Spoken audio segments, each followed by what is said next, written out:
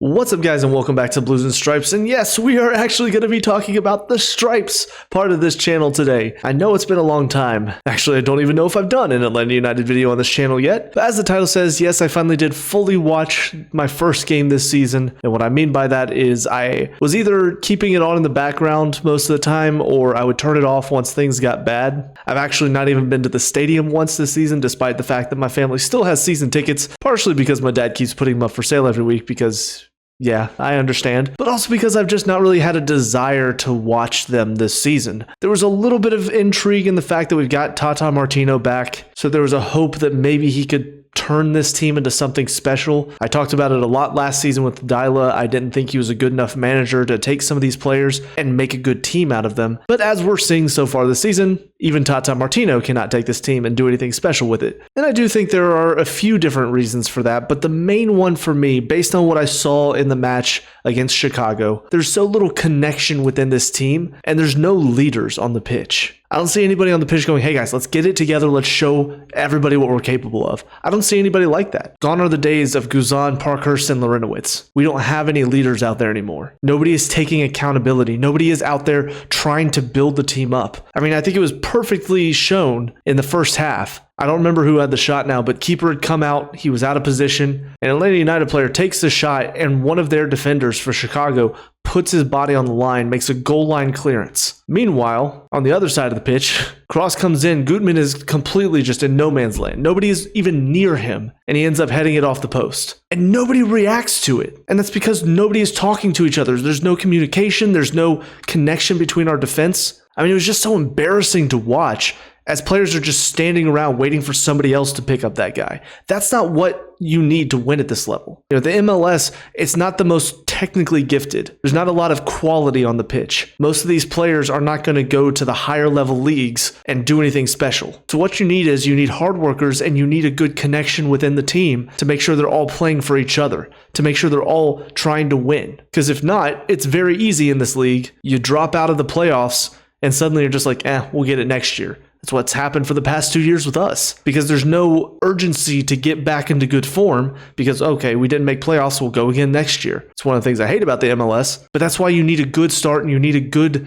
unit. And we don't have that here. And a lot of that is down to what the transfer team has done. The players that they've sold when we could have kept them around and made them club legends, honestly. There's no good core group here because it's just in and out, in and out, in and out every single year. There's nobody for us, the fans, to get attached to either, because as soon as a player gets pretty good, they're being sold to a better league. And I'm not saying that's always on the board. Sometimes players just want to leave, but there's no attempt being made to try to keep these players around. You look at Miles Robinson, sold to another MLS side. Honestly, kind of embarrassing for him because I thought he had the potential to go on and be a top quality defender, and instead he just decided to stay here and basically not try. They also had some young defenders coming through like Noah Cobb and Morales. They're both gone now. And honestly, I think defense has really been overlooked for the past several years since Parkhurst left. A lot of people, I don't think, realize how important it is that you have a good solid unit in the back to allow some of these better attackers, the likes of Almiron, the likes of Almada, players like that, if they don't get the ball because our defense is trash, well, then they're not going to be able to show what they're capable of. But it's like the board or the transfer team, whoever it is, they don't seem to recognize that, because you look at the defenders we have now, this defense is the worst in the league. It's gotta be. Watching how easy it is to play through us and to counter on us because defenders are all over the place. They're not connected. Our center back two never know where the other is. They're always just doing their own thing. Whether it's Gregerson, whether it's Mihaj, whether I think the other one's Barakal, none of them work together. Jakob at right back, don't really see too much from him. I think he scored a goal a few weeks ago, and he does seem pretty dangerous in the box whenever he does get up there. But defensively, I'm not seeing anything that makes me go, oh yes, brilliant defender. Baez on the left side, kind of the same thing. So you've just got this back four that, in my opinion, not only are they individually not brilliant defenders, but again, they don't work together. They don't look like a strong defensive unit. And until we have that, I don't see us doing anything in the league. I think it's going to be very easy for teams to beat us, very easy for teams to score on us, and frankly, very easy for them to shut us out too. The 1-0 loss, I think, is the third or fourth shutout we've had this season. That's not good enough. When you have the likes of Almiron, when you have the likes of Saba, Latte La, who was in the championship a couple years ago, like these are all players that should be firing on all cylinders up front. but they're not. I think a lot of that is down to they don't really work together up front because they all kind of are the same type of player. They've all got pace. They all like to get in behind. Well, who's going to get them the ball in behind, though, if they're all trying to make the same run? Almiron looks like he's trying to do too much, and he's older now, so he's not quite at the same pace that he was when he first came in here. And frankly, I think the midfield as well. I saw some glimpses of Galarza that I think do look kind of exciting. And if I'm mispronouncing any of these names or if I'm getting them slightly wrong, I apologize. Again, I've not kept up with the team that much this season, but he did have some bright sparks throughout the match. Muyumba, I don't really see much from him in the midfield. I feel like he gives the ball away too cheaply, and defensively he gets caught out of position a lot. Sanchez, I think, was playing for the twos, if I'm not mistaken, so looks like a decent young player, but definitely not up to the level that we need him to be. And then Alzate is the backup there, and he's not bringing much to the pitch either. So just that midfield three. Outside of Galarza, I don't think there's enough quality there to connect between the defense and the attack. And because we have so many players that want to break out with pace, you need your midfield to be able to provide that connection between the two, and they don't. They either give the ball away too cheaply, or their passes aren't quality enough to make the breakthrough pass for our attackers to get in behind. So maybe it's just a matter of time. Maybe it's just a matter of working with each other. They'll eventually get to that point where they start to figure each other out more. But frankly, I'm just not really excited when I watch us play. It's often too slow. I am somebody that prefers to see good, solid defensive structure. And because I don't see that, it gets me frustrated whenever I watch. Just to watch us concede so easily because players are just completely unaware of what's going on around them, it's not good enough. But two other things to talk about. First of all, the keeper, I didn't really see too much from him in the Chicago match. I've not heard good things about him, and I have seen some of the goals he's conceded.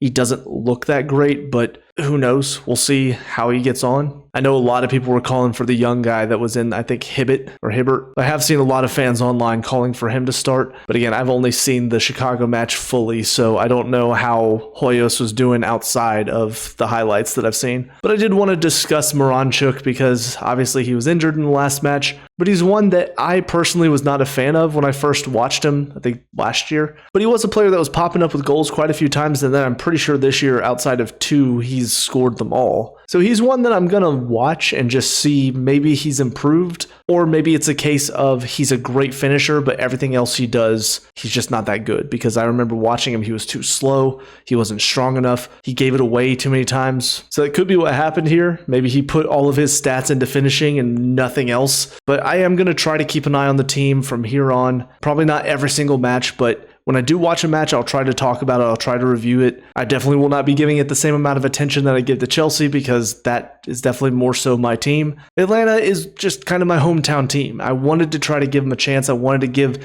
the MLS a bit of a chance, but ultimately we are 7 years now into this project, and we've essentially turned into what I hate about the MLS, which is there's no ambition to get better. It's all about parity, making sure that everybody has a chance to win, and I just don't like that. There's no enjoyment in that from a competition standpoint because it feels like the league is set up to make sure nobody gets too much better than anybody else. They want to try to keep it fair. And sure, that means that anybody has a chance to win, which might excite some people. But personally, I like it whenever my team can go out there and be the best every single year. And unfortunately, right now, Atlanta United has basically just become we're in the league. That's what matters, and we're not going anywhere. So yeah, we'll get there eventually, maybe someday. And that's not the type of ambition I want to see from my club. So I'll support them as a hometown fan, but as far as a diehard fan that's going to be intently watching everything they're doing, like I do for Chelsea, that's not going to be me. But we'll see where the rest of the season goes. This is being recorded before the US Open Cup match, so I don't know what happened there. I'm assuming we won. If we didn't, well, that might change my mind on whether or not I want to actually talk about this team right now. But yeah, I'll try to keep up with the team a little bit more. I'll try to do some more reviews, so I hope you guys are looking forward to that if you're here for that. If not, I apologize. We'll get back to Chelsea soon. But with all that being said, those are all of my thoughts on Atlanta United right now. So let me know what you guys think down in the comment section below. I do not have an outro for this one yet, but leave a like and subscribe for future Atlanta United reviews. And with all that being said, I hope you guys have a great day, and I'll talk to y'all later. Peace out.